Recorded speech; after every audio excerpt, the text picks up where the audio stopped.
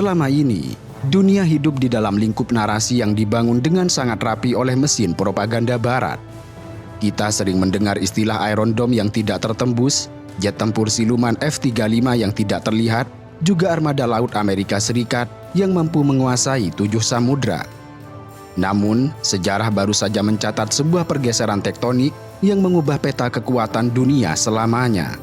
Sebuah realitas brutal kini sedang terjadi, di mana besi itu telah retak dan hegemoni yang dulunya tidak tertandingi kini sedang berlutut di hadapan kekuatan rudal Iran yang sangat mematikan.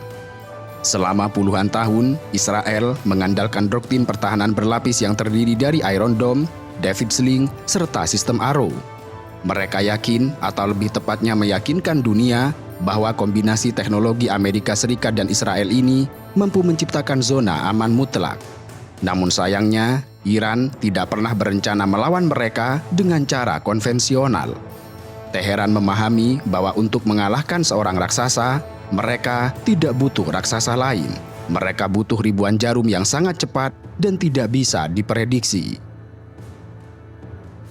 Strategi Iran berpusat pada apa yang disebut sebagai saturasi.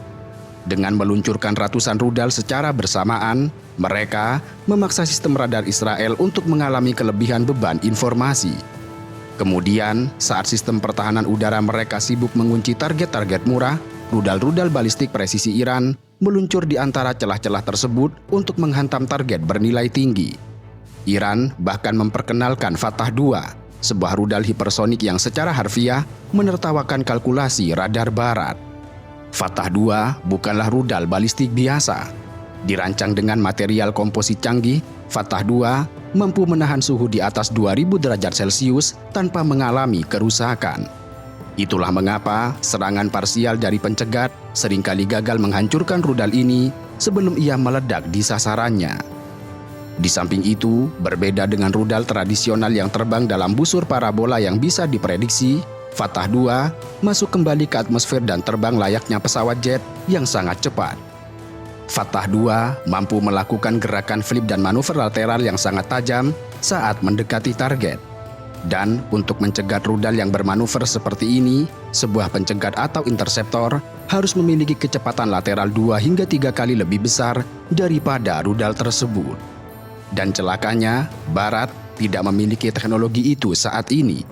Maka, dengan kecepatan mencapai 18.500 km per jam, sistem THAAD atau Patriot hanya memiliki waktu beberapa detik untuk mengunci dan menembak. Dan sedikit saja kesalahan algoritma, maka rudal itu sudah menghantam target dengan brutal. Salah satu momen paling mengerikan dalam perang ini terjadi di Gurun Negev. Selama ini, Israel merasa aman karena memiliki perlindungan berlapis di sekitar fasilitas nuklir mereka. Namun, pada 22 Maret tahun 2026, Iran membuktikan bahwa tidak ada tempat yang aman di tanah pendudukan tersebut. Kota Arad dan Dimona menjadi saksi kegagalan total aliansi Barat. Rudal-rudal Iran menghantam pusat kota dan area militer di sekitarnya. Di Arad, sebuah rudal balistik seberat 450 kg menghantam langsung sebuah blok apartemen bertingkat, menyebabkan bangunan itu runtuh dan menjebak puluhan orang di bawah reruntuhan. Bayangkan, sistem pertahanan udara yang dibanggakan mencoba melakukan 2 kali intersepsi, namun lucunya, keduanya gagal total. Kehancuran di Nevatim Air Base jauh lebih parah daripada yang diakui oleh juru bicara IDF. Citra satelit yang bocor melalui sumber non-barat menunjukkan bahwa hanggar-hanggar yang menampung skuadron F-35 yang dibanggakan oleh Israel mengalami kerusakan struktural yang sangat hebat. Strategi Iran menggunakan amunisi klaster juga terbukti sangat efektif. Bukannya menggunakan satu ledakan besar, amunisi ini menyebarkan puluhan submunisi yang menghujani pangkalan, merusak jet tempur yang diparkir, dan membuat landasan pacu terlihat seperti permukaan bulan. Pihak Israel menyebutnya sebagai mukjizat karena tidak ada yang tewas seketika di titik hantam itu. Tetapi kenyataannya, moral masyarakat Israel kini telah hancur. Mereka menyadari bahwa pemerintah mereka telah menarik mereka ke dalam perang yang tidak bisa mereka menangkan melawan musuh yang tidak lagi takut pada ancaman nuklir. Sementara itu, Amerika Serikat sendiri mengira bahwa dengan menempatkan ribuan pasukan dan ratusan pesawat di pangkalan sekitar Iran, mereka bisa memberikan tekanan yang maksimum. Namun, pada Maret 2026, pangkalan-pangkalan itu berubah menjadi jebakan maut bagi tentara Amerika.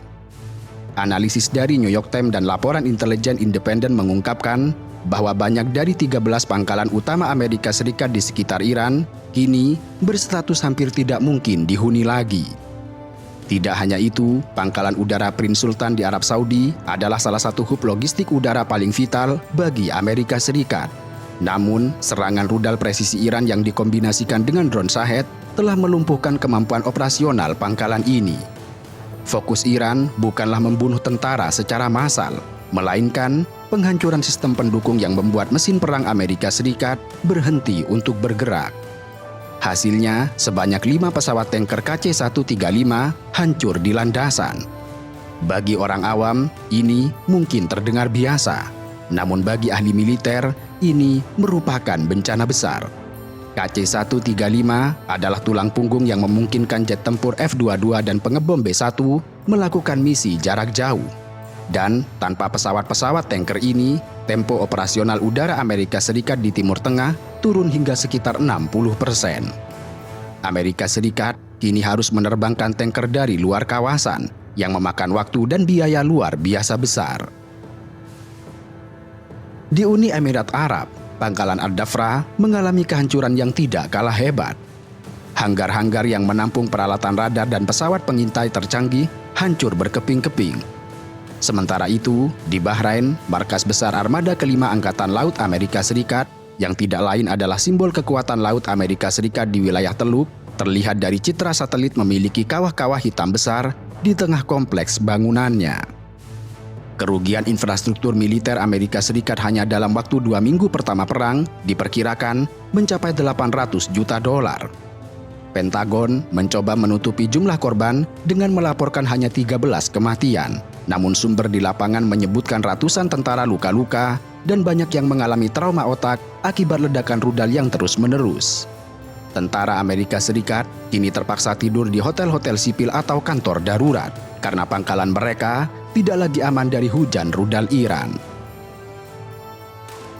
Tetapi, simbol yang paling mewakili kegagalan Amerika Serikat adalah mundurnya gugus tempur kapal induk USS Abraham Lincoln. Sebagai kapal induk kelas Nimitz yang perkasa, Lincoln seharusnya menjadi platform untuk menyerang Iran dari laut. Namun, IRGC membuktikan bahwa di era rudal hipersonik dan drone bunuh diri, kapal induk hanyalah target raksasa yang bergerak sangat lambat. Pada awal Maret, Iran meluncurkan serangan menggunakan drone angkatan laut dan rudal Crusader yang ditembakkan dari pesisir. Meskipun Pentagon secara resmi membantah bahwa kapal induk tersebut terkena serangan langsung, fakta yang tidak bisa dibantah adalah bahwa kapal USS dan kapal-kapal pengawalnya terpaksa mundur lebih dari 1.000 km menjauh dari Selat Hormuz. Dan alasan mereka mundur itu karena radar mereka mendeteksi bahwa mereka sedang dikunci oleh sistem rudal hipersonik Fatah II yang tidak bisa mereka cegat.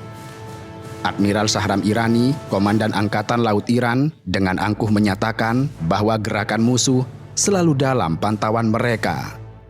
Mundurnya kapal induk ini adalah momen bersejarah, di mana untuk pertama kalinya sejak Perang Dunia II, sebuah kapal induk Amerika Serikat dipaksa mundur dari posisinya karena ketakutan akan serangan rudal negara regional. Salah satu fakta yang paling ditakuti oleh para jenderal di Pentagon adalah kecepatan pengurasan stok rudal pencegat mereka. Dalam perang melawan Iran, Amerika Serikat telah menghabiskan ribuan rudal pencegat seperti SM-3, SM-6, dan Interceptor Patriot yang harganya mencapai jutaan dolar per unitnya. Masalahnya bukan hanya uang, tetapi kapasitas produksi. Amerika Serikat hanya mampu memproduksi rudal-rudal canggih ini dalam jumlah kecil setiap tahunnya. Sebagai contoh, sebuah rudal THAAD yang dipesan hari ini mungkin baru akan dikirim pada tahun 2030.